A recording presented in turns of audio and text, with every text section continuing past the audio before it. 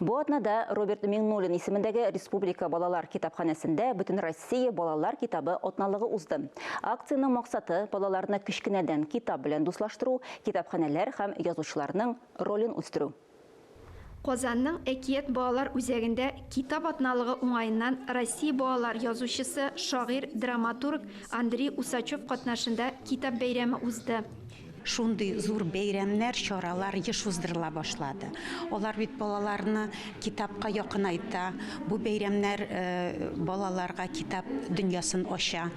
Андрей Усачев балалар өчен 20дән артык китап, пьеса һәм мультфильм авторы. Ул атаклы Соня исемле этне уйлап чыгаручы булып та укучы күңеленә кереп калган. Соняның маҗаралары инде берничә буын кичкенә укучыларны шатландыра.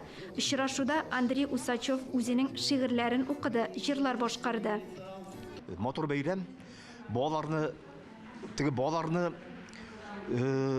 тынысына утыра йөреп бирмиләр. Эшләтә беләләр, уйланырга мәҗбүр итәләр. Менә зал сәгать буе гөрләп торды. Шулай ук очрашуда балалар язучысы Галина Дядина һәм Мәскәүнең танылган балалар китаплары рәссамы Евгений Антоненков катнашты. Чара барышында балалар викторина, әдәби бәхәстә үзләрен сынады. 2 апрель көнне халыкара балалар китабы көне булып узачак.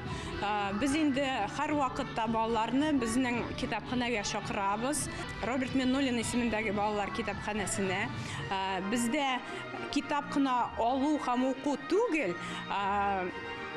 төрле вакыйгалар уза, мастер-класслар уздырабыз, экскурсиялар уздырабыз. Ләлә Зайнуллина, Владимир Юрков, Татарстан яңалыклары.